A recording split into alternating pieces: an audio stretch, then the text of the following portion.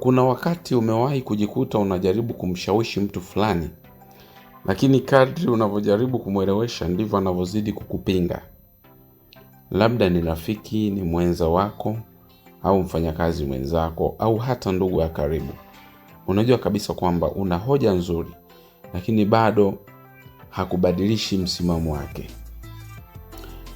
Ukweli ni huu: binadamu hawabadilishi mawazo yao kwa sababu ya ukweli pekee, bali wanabadilisha mawazo yao kwa sababu ya hisia, mazingira na jinsi wanavyojisikia wakati wanavyozungumza na wewe.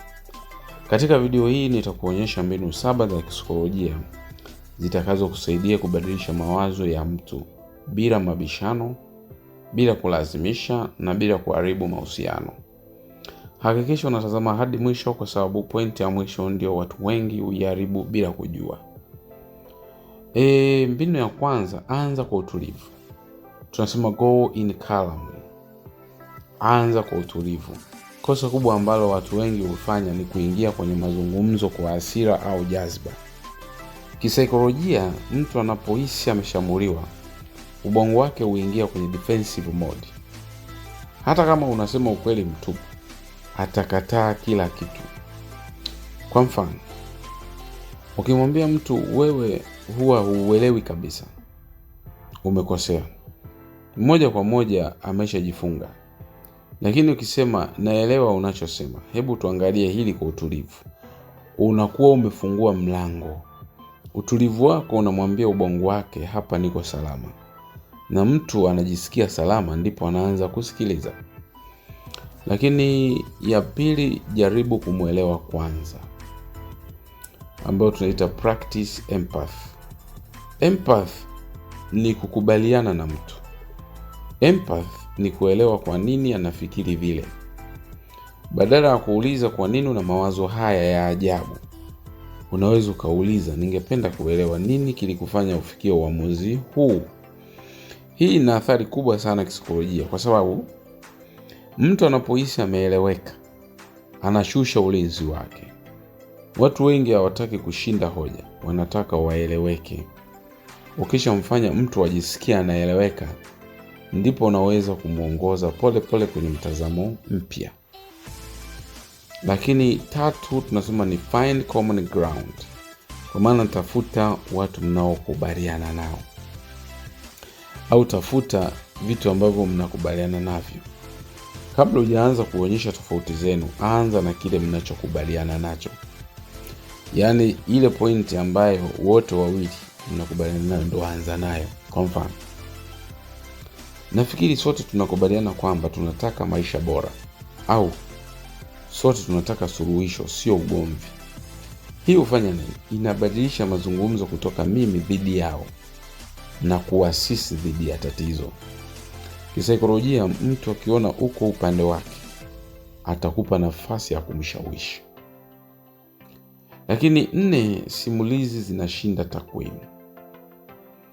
Kwa maana tunasema tell stories, not just facts. Ukweli mchungu ni kwamba watu hawashawishiwi na facts peke yake, bali wanashawishiwa na hadithi. Ukisema tafiti zinaonyesha 80% ya watu hushindwa, anaweza kukupuuza.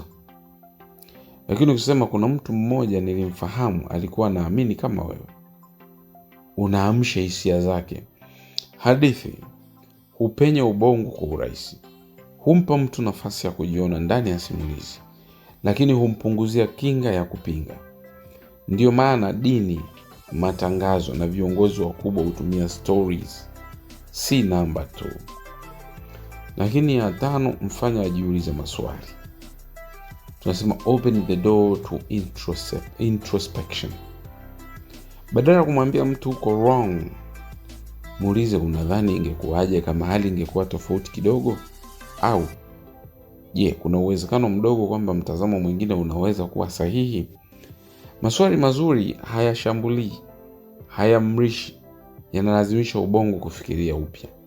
Mtu akibadilisha mawazo yake mwenyewe, ataamini zaidi kuliko kama ungembadilisha wewe, au ungeyabadilisha wewe hayo mawazo. Ya 6, tunasema know when to take a break. Kwa maana jua lini uache.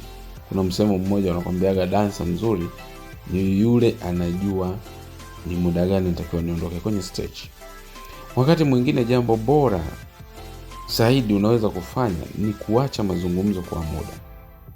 Ukiona hasira inaongezeka, maneno yanauma, hakuna anayesikiliza, acha. Kwa nini? Kwa sababu ubongo ukiwa umechoka kihisia hauwezi kubadilika. Mara nyingi mbegu unayopanda leo huota kesho. Ya 8, mtandaoni weka mipaka. Tunasema if you are online, set boundaries. Mitandaoni ni hatari zaidi kisaikolojia. Kwa nini? Kwa sababu hakuna sauti, hakuna hisia za uso, ego huongezeka. Sio kila mtu anastahili mjadala wako. Wakati mwingine kutojibu ni ushindi wa kisaikolojia. Weka mipaka, usijibu matusi, usilazimishe hoja, na pia usipoteze muda wako watu wasiotaka kusikiliza. Usifungamane na matokeo. Keep a degree of distance. Hiyo ni ya mwisho. Hii ndio siri ya mwisho na muhimu zaidi. Huwezi kubadilisha kila mtu, na hiyo ni sawa. Ukifungamana sana na matokeo unapata stress, unakasirika na unaharibu mahusiano. Badala yake, toa mtazamo wako wa heshima. Acha mtu aamue mwenyewe. Heshimu tofauti. Mara nyingi mtu hubadilika baada ya mazungumzo kuisha, sio wakati wa mazungumzo. Kumbuka, kubadilisha mawazo ya mtu si kumshinda, ni kumuongoza bila kumlazimisha. Utulivu, empathy, simulizi na subira ndizo silaha kubwa sana za kisaikolojia. Kama umejifunza kitu leo, usisahau kulike, kusubscribe, kushare na kucomment ili watu wengine waweze kujifunza na kupata elimu.